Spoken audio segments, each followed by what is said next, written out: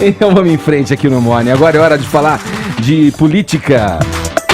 O grupo de trabalho da Lava Jato na Procuradoria-Geral da República fez ontem um pedido de demissão coletiva. Zé Maria Trindade esclarece pra gente o que aconteceu. Bom dia, Zé, pra você aí na capital federal. Isso aqui tá uma banheirona cheia de sabonetes, viu? Muito bom dia. Só escorregando, né, Zé? Olha, Edgar, ontem o presidente Jair Bolsonaro se reuniu com ministros, né, e assessores para decidir sobre dois temas importantes e urgentes. O primeiro é o veto ao projeto que regulamenta o abuso de autoridade. E outro é a indicação do novo Procurador-Geral da República. A conclusão ali é de que se trata de uma decisão muito importante. O presidente já chegou a comparar com um tabuleiro de xadrez, onde o Procurador-Geral da República, veja bem, seria a dama. É a peça mais importante do jogo, né? A segunda. A primeira, evidentemente, é o rei, que anda uma casa só, mas é o objetivo do jogo, né? Ganhou do rei, o jogo está perdido. Então, para ter uma ideia. E a conclusão ali no debate foi a seguinte, de que se não tem certeza, é bom esperar um pouco para indicar um Procurador-Geral da República que possa representar os vários setores do próprio Ministério. Há uma pressão política, inclusive dos presidentes da Câmara e Senado, para a manutenção da atual procuradora Raquel Dodge, que estava fora do jogo, e volta diante deste trabalho novo. E aí, os integrantes da Lava Jato aqui em Brasília decidiram protestar e mostraram que já é um debate longo no Ministério Público sobre o andamento da Lava Jato aqui em Brasília. Só para explicar aqui, a Lava Jato lá em Curitiba, formada de policiais federais, procuradores, né, o Ministério Público, integrantes da Receita e policiais e coordenado pelo Judiciário, claro, que toma as decisões. Mas quando o assunto vem para Brasília, o foro privilegiado aqui do Supremo Tribunal Federal, aí a coisa está complicando. A delação do Léo Pinheiro está engavetada há mais de um ano. Existem outras delações e processos que estão parados na Procuradoria-Geral da República. E aí os procuradores, os 6 procuradores da Lava Jato, aqui em Brasília, porque o Ministério Público Federal é que denuncia os que têm foro do Supremo, né? Os deputados, senadores, ministros, enfim, é a Lava Jato que está mais paralisada. E eles disseram claramente que renunciaram em bloco, uma renúncia coletiva, porque a Procuradora-Geral Raquel Dodge está travando o processo. Ela respondeu, dizendo que segue a lei, segue o sigilo, segue a Constituição e por isso só leva ao Supremo quando há evidências fortes. Agora eu explico os bastidores. Me disseram aqui que é o seguinte, o Ministério Público está dividido e com vamos dizer, uma característica muito importante. O Ministério Público não tem nenhuma possibilidade de hierarquia. Os procuradores eles têm autonomia, né, e fazem o que querem, a investigação que quiser. Isto a Constituição garante, né? E o que acontece?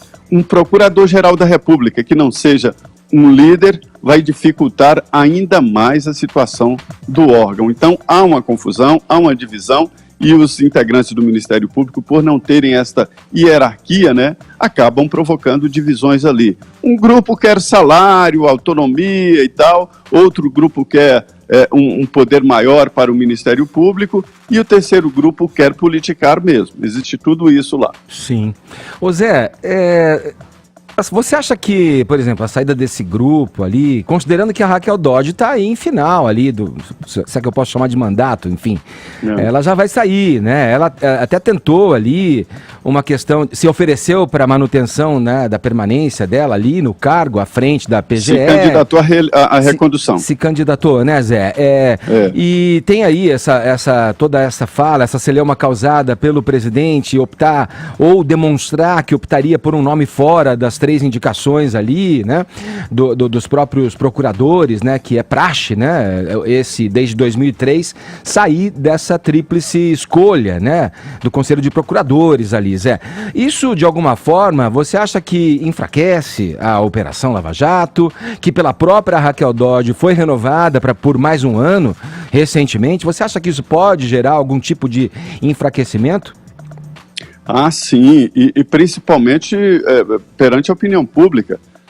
foi um ato político, né? Uma renúncia em grupo assim é uma decisão política e denuncia ali o que é um trabalho íntimo ali do Ministério Público, não diria íntimo, mas um trabalho ali interno, né, do Ministério Público Federal, denuncia que há má vontade da Procuradoria-Geral da República em tocar a Lava Jato quando se trata aqui dos figurões. Isso não tem nada a ver com a Lava Jato lá de Curitiba. Mas quando chega aqui no Supremo, eu digo, não há ainda nenhuma condenação no Supremo com relação à Lava Jato, ninguém preso, não tem nada, né? E é o mesmo processo, a continuidade do processo de Curitiba. E os chefes estão por aqui, exatamente no Supremo. Então, há sim um descompasso entre a Lava Jato real e a Lava Jato quando chega nos figurões, os que têm foro privilegiado. Certo. Ô Zé, vou seguir com você. O Caio não está com a gente hoje aqui no programa, por isso já te repasso mais uma questão, mais uma pergunta aí, Zé. Ontem, no Twitter, né, nessa plataforma digital, como de costume, em se manifestado, o presidente Bolsonaro, ele escreveu o seguinte, abre aspas aí, ó. Nessa quinta-feira, o governo se manifestará sobre a PL 7.596 de 2017, abuso de autoridade. Ouvidos os ministros da Justiça, AGU, CGU e secretário-geral, decidi acolher integralmente suas manifestações de vetos, fecha aspas. Tem alguma previsão sobre isso? Como é que você enxerga essa manifestação do presidente nesse tweet que eu me referi aqui? Pois é, Edgar, ontem, por coincidência, eu recebi um prêmio aqui, o prêmio Engenho de Comunicação. Aê, Zé! Zé Maria Trindade! Gente fina é outra coisa, hein? Sucesso! Você deu um spoiler, eu ia me manifestar ao final da sua fala, aqui colocar nossa claque eletrônica, mas está valendo agora que você já anunciou, Zé. Parabéns, viu, Zé? Pois é. E o presidente do júri, do prêmio, foi exatamente o ministro da CGU, Wagner Rosário. E lá estiveram também outros políticos, porque tudo que acontece aqui em Brasília vira um acontecimento político. E aí eu tive a oportunidade de conversar com todos eles sobre essa reunião, né? E a decisão, é muito interessante isso, é de que o presidente decidiu acatar as indicações de veto do ministro Sérgio Moro, que são 10 indicações, e a prioridade aí é para evitar no texto qualquer possibilidade de redução do espaço de trabalho dos juízes, do Ministério Público e principalmente dos policiais. Isso o ministro Sérgio Moro. Mas para definir vetos assim, o presidente ouve também outras áreas, como a CGU, que é a Controladoria Geral, né, da União, que cuida ali das irregularidades que possam acontecer no governo, e também da Advocacia Geral da União. E a conclusão é o seguinte, 36 vetos no projeto. Só que é o seguinte, o presidente deixa para o Congresso Nacional votar e decidir quais os vetos serão mantidos ou não. A ideia é de que o governo vai lavar as mãos e deixar para o Congresso decidir. E aí, o líder do governo no Congresso, que me entregou o prêmio, ele diz o seguinte, que o presidente não vai articular para a manutenção dos vetos, né? Mas é evidente que a bancada governista vai conversar com o governo. E a novidade é a seguinte, o Congresso Nacional e os líderes que vão decidir ali o que manter. Então, o debate agora já não é quais são os vetos, mas o que será mantido ou não nesse texto da lei que regulamenta o abuso de autoridade. Edgar, trata-se de um assunto muito importante, não há quem não conheça alguém ou que tenha sido vítima de abuso de autoridade. O abuso de autoridade é sério, porque a autoridade representa o Estado, e o Estado é muito forte, detém, por exemplo, o monopólio da violência. Então é preciso, sim, ter responsabilidade com esse poder, né, e, evidentemente, punir os maus funcionários públicos. Mas o Congresso Nacional acabou sequestrando esse assunto importante, esse tema, e fazendo uma lei dura demais contra juízes, policiais e Ministério Público para se vingar da Lava Jato. A origem da lei já é a chamada origem ilegal. Veio de Renan Calheiros e de Roberto Requião numa tentativa de vingança. Eu colocaria só um artigo. O funcionário público que abusar das suas funções ou das suas prerrogativas será punido. E aí pronto, o juiz vai julgar caso a caso de abuso de autoridade, que eu considero um tema sério demais, mas a lei não pode impedir o trabalho da justiça. Ô Zé, embora a gente tente focar ali tecnicamente o que isso representa, né, de uma maneira fria, é inegável que o resvalo nas relações políticas frente a uma decisão dessa é inevitável, né? E ainda mais quando você tem ali toda essa situação envolvendo a relação do presidente Jair Bolsonaro com o ministro Sérgio Moro, né, que recentemente optou por manter um silêncio ali, trabalhando muito mais nos bastidores. Ontem, em uma coletiva de imprensa, acabou não falando com jornalistas quando questionado ali sobre essa relação, sobre a importância das decisões do Bolsonaro, quer dizer, ou até da ingerência do presidente Bolsonaro no setor de responsabilidade do ministro Moro. Então, isso ganha um ar também de uma simbologia grande, porque se ele veta integralmente, ele tá endossando. Embora não tenha dado a carta branca, não tenha praticado, digamos, na prática o que teorizou, né, quando do convite do Sérgio Moro, que ele teria carta branca para agir. E aí vem todo aquele pacote de coisas que a gente está acompanhando na imprensa e vendo acontecer, com ingerência no COAF, na Direção-Geral da Polícia Federal. Tem lá o Maurício Valeixo, que é um nome muito ligado a Sérgio Moro, né, e que agora tem ali, segundo o presidente Bolsonaro, nesse cargo deve haver um arejamento, né, o que a gente pode entender, olha, vamos mudar aí, se você não optar por fazer uma mudança de livre e espontânea pressão, eu vou ter que entrar ali, né? Tem toda essa questão envolvendo, né, Zé, esse veto aí na integralidade desse pacote contra o abuso de poder, né, de abuso de autoridade, né, Zé? Tem toda uma simbologia política aí, né? Tem. Olha, não será um veto integral à lei, né? A lei tem cento e poucos artigos.